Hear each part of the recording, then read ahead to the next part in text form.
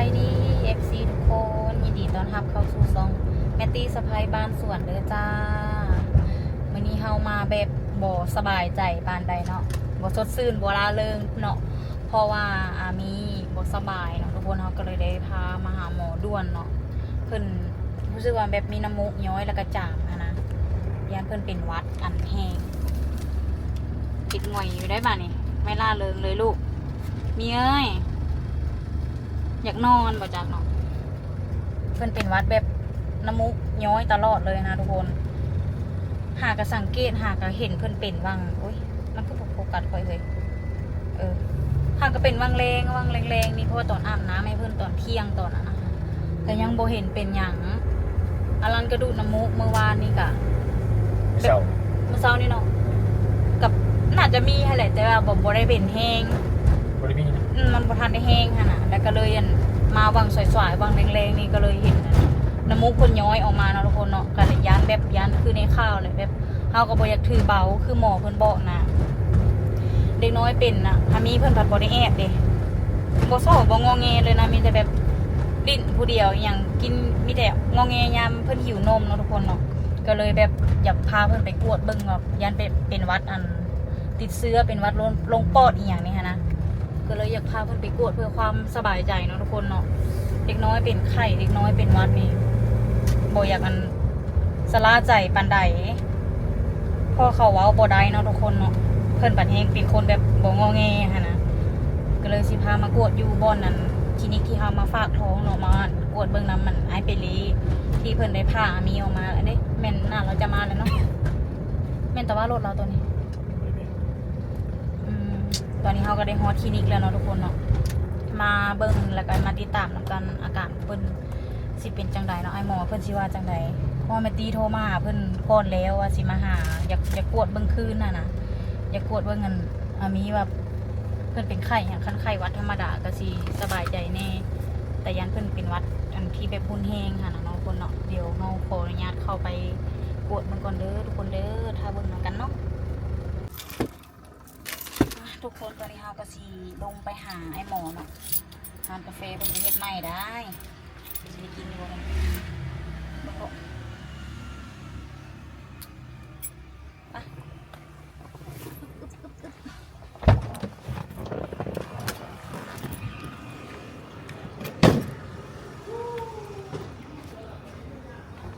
แล้วมาแล้วปะ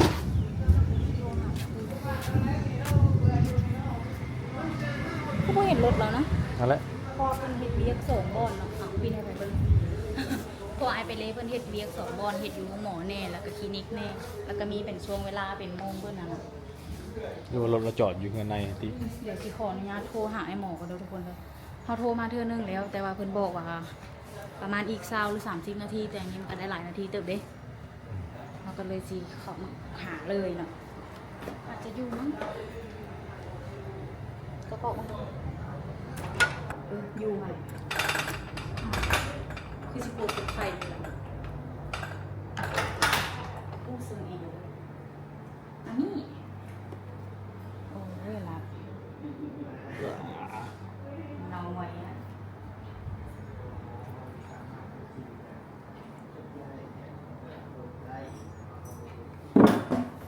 เอ้าที่คุ้นเคยมีปะตื่นเลยหมุนมัดดังมาจ้ะ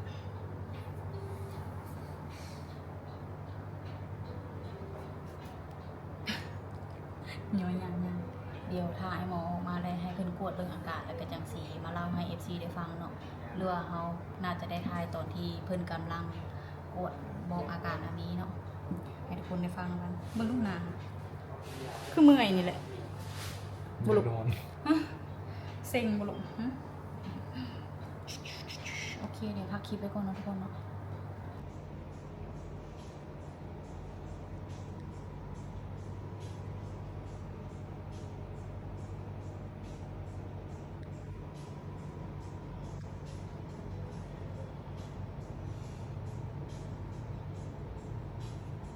ปอดกับปกติได้โอเค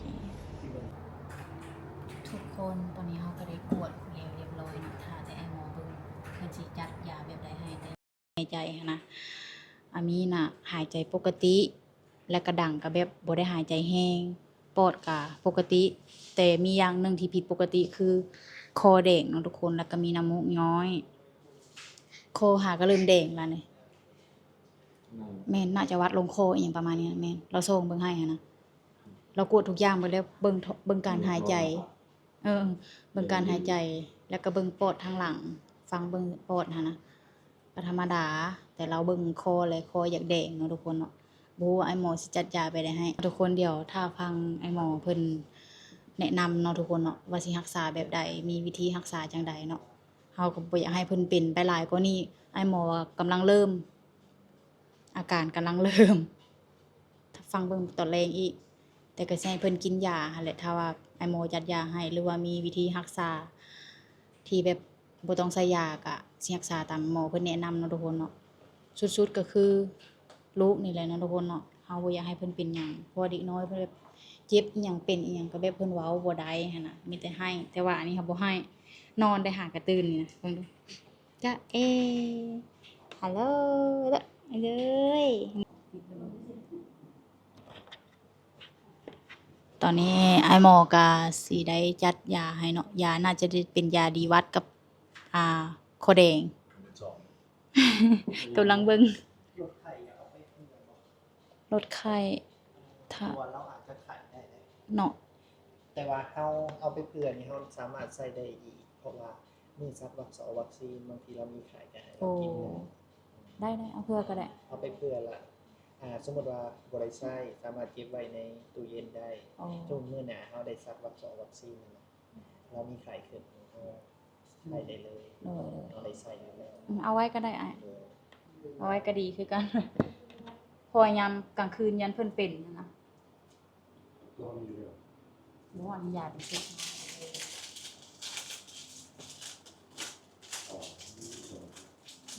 แม่น ชอบนะ แม่แม่ ชอบมากเลยจะชอบอีกอย่างเนี่ยห่วงว่าตัวเองสบายแล้วก็ บ่รู้เรื่องเลย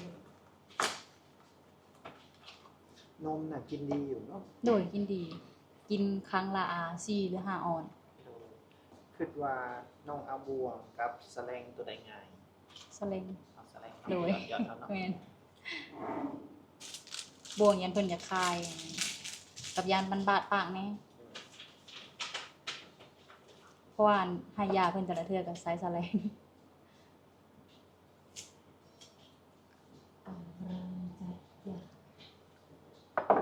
เดี๋ยวจ้าได้ยินอยู่ดอกได้ยินวะ นี่จามซุย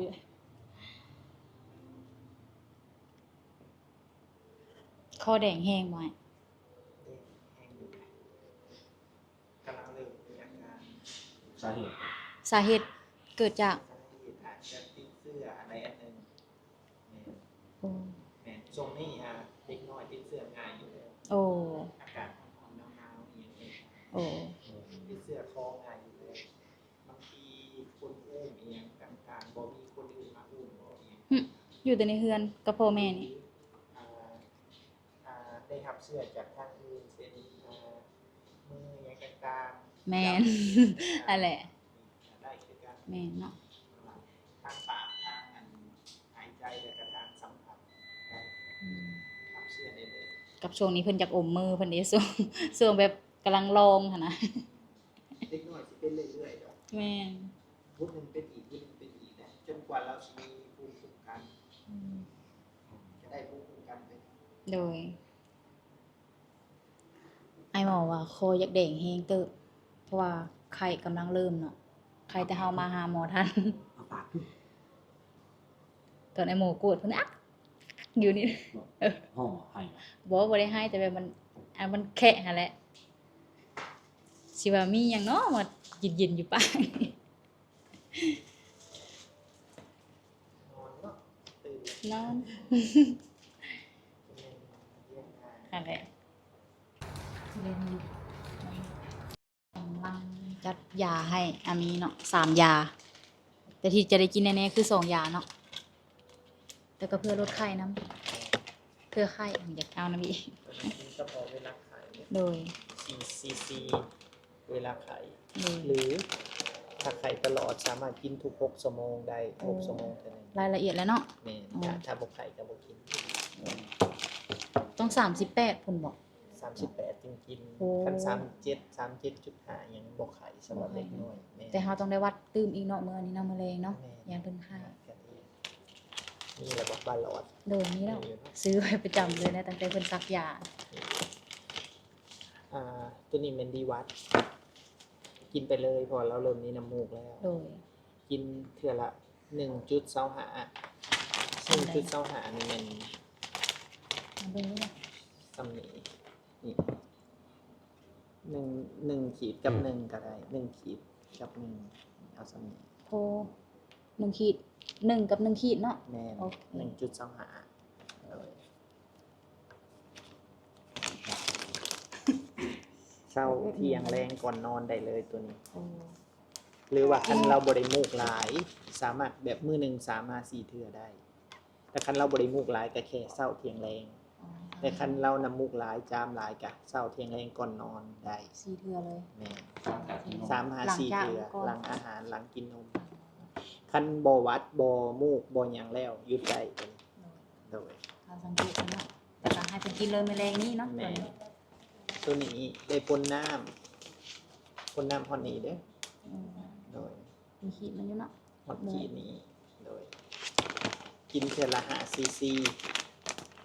5cc แม่น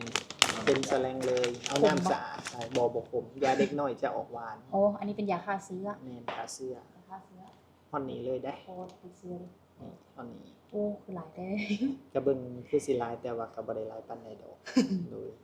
อดทนเศร้าเที่ยงแรงได้อ่า ได้กินน่ะจะได้กินประมาณ5 วันดีที่สุดยาฆ่าเชื้อ ตอนนั้นแต่บ่มีผลอหย่างข้างเคียงเนาะเป็นยาสำหรับ บ่มีผลแม่นเป็นยาเด็กน้อยโดยกินได้คันเฮากินรัดไว้เราเศร้าแล้วก็แล้วคันป้าให้ไข้ป้าให้หยังก็ สิยากเนาะ แม่นสิยากอาจจะได้ใช้ยาแห้งยาหยังอันนี้เป็นยาที่ กำลังเริ่ม เบา โดย ๆ โดย แม่นแหละ ผสมน้ำหัวเสือน้ำธรรมดาก็ได้ให้ฮอดนี้ โดย โดยตัวนี้ให้กินให้ครบ5 วันนะ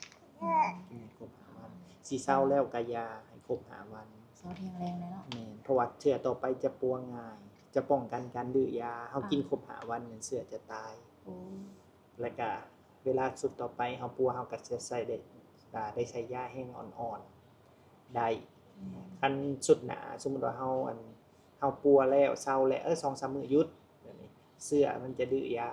เวลาสุดต่อไปคันเฮาใส่ยาแบบอ่อนยาบ่แห้งนี่นะจะบ่ค่อยลงจะได้เพิ่มแห้งขึ้นโดยประมาณนั้น ข้า แล้ว วก็ สีนะสังเกตจังไดคอเพิ่นแดงเนี่ยนะอย่างอย่าพูดว่าเพิ่นเศร้าหั่นน่ะ มียาครบแล้วก็เบิ่งอาการเราบ่มีมูกบ่มีจามบ่มีหยังแล้วก็ถือว่าโอเค โด แล้ว ย บ่มีไข้บ่มีมูกบ่มีจามกี่เทยหยังบ่มีแล้ว ก็เวลาเพิ่นเอียแบบมันจะมีแบบสะเลดเหนียวๆหั่นนะ นี่ น่าจะเป็นแบบวัดลงคอเนาะ เกี่ยว วัดลงคอเฮ็ดให้คอแดงโดยนั่นแหละก็มีตัวนะคะเป็นเหนียวๆนะ ก็หลักๆก็สิมีเสลดกับมูกนั่นแหละ แม่นสะเลด หลีกเลี่ยงแอร์เย็นพัดลมทางใส่เนาะก็เปิดแถว25แต่ว่าบ่ให้ทางใส่เรา บ่ได้ทำ แม่อาจจะเปิดอุ่นๆกินก็ได้25 26อย่างประมาณ สะเก็ดสำคัญคือเนาะเปิ้น แม่ สะเก็ด แล้วก็หลีกเลี่ยงฝุ่นอย่างต่างๆเนาะประมาณนั้น ทุกคนตอนนี้ก็มืดเนาะบ่แม่น 6-7 โมงก็จาก 6 โมง 5 โมงเฮาก็ได้ออกจากคลินิกแล้วเพิ่นบ่ได้เอาค่ากวดนำเพิ่นเอานำแต่ค่ายาเนาะ200,000กีบก็ใครแน่คิดว่าสิ5-6 แสนผู้ใดคือตนมากวดเพิ่นนะเด้ กับตัวจะเผื่อใจกับไปซื้อทุกอีก ชื่อหยัง ทุกคนเดี๋ยวเฮาสิเดินทางกลับฮะไปแวะอีกบ่ เนี่ยอีปาร์คอ่อน โอ้เพราะว่าอามาดีปิก เพิ่นมาสวรรค์เดิ โอ้ เพิ่นไปเป็นงานบุญแล้วก็มาเกี่ยวกับพี่เลย จะเพิ่นไปใส่แน่โซดคุณโซดพีเลยนะเพิ่นไปมื้อนี้ทัวร์ขนาดนะ2 เท่าเพิ่นก็บ่แม่น2 เท่าแล้วไม่แปลงนะ 4-5 เท่า 4-5 เท่าปุ๊เดี๋ยวเฮาสิไปหาเพิ่นเนาะเพิ่นว่าเพิ่นอยู่เฮือนญาติธรรมเนาะ ญาติธรรมเป็นหมู่ของแม่ตาค่ะแหละเนาะไปแวะหาเพิ่นหน่อยนึงแล้วเฮาก็สิออกเมื่อดงเห็นเนาะทุกคนเนาะโอ้ยมันยุ่งมันยากเด้ตอนนี้เฮาก็ได้ฮอนเฮือนแม่หมีเนาะทุกคนเป็นญาติธรรมของแม่ตามาแวะเพิ่นมาอย่างเนาะมีงานวะ ผ่าเด้ผ่าขึ้นคือสิแม่นนิมนต์ผ่ามานี่เลย บอก เอ้า โอ้ย โอ้คือเราลำใหญ่เนาะ เอาละถ้าสิไปเบิ่งว่าเพิ่นอยู่ไสเนาะเพิ่นกว้างสิหาเห็นอยู่บ่เลย มาแวะหายาเพิ่นสิซื้อแล้วก็ออกมือ ว่ามันอยู่เทิงบ่ฟังทำอยู่ไปดัง สบายดีอยู่เทิงพุ่นปะมีผ่าบ่ เป็นยังบ่มา โอ้ เป็นยังอยู่ขาดหลัง เออ ไปแวะหาหน่อยนึงแม่นญาติธรรมเพิ่นพามาใช่เลยแล้วติ๊งหน่อยนุ้ยจิ้งหน่อยนุ้ยจิ้งหน่อยนุ้ย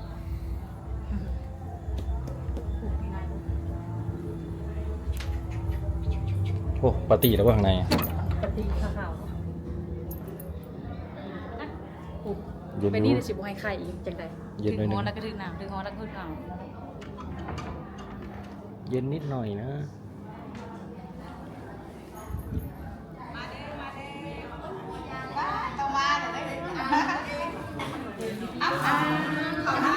สบายดีสบายดี เป็นน้ำมูก ำโอ้ยได้เป็นอย่างลูกหลาน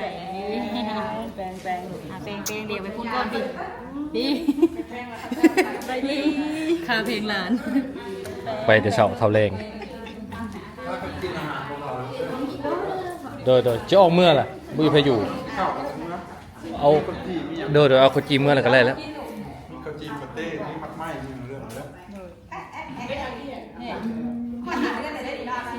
แม่สิหกเลยเด้ อันนี้คนสวยมาเลยอ่ะ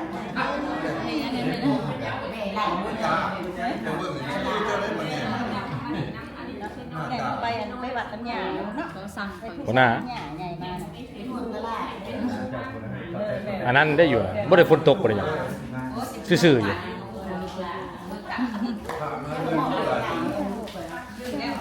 กาบเนี่ยสบาย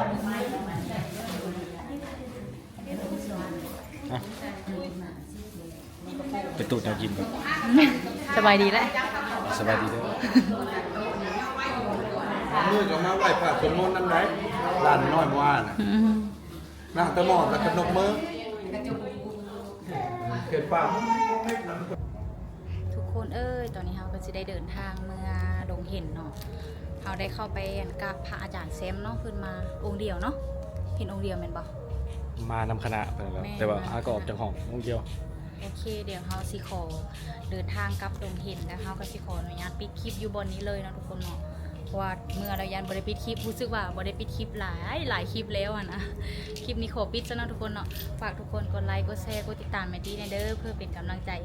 ให้เฮาเฮ็ดคลิปต่อไปนะทุกคนเนาะที่สำคัญก็คือเบิ่งโฆษณาซอยในเด้อเพื่อให้ได้เงินมาซื้อแพมเพิร์สกับนมให้อามี โอเคนะทุกคนเนาะฝากเป็นกำลังใจให้แมตตี้ในเด้อบ๊ายบายเจอกันคลิปหน้าจ้า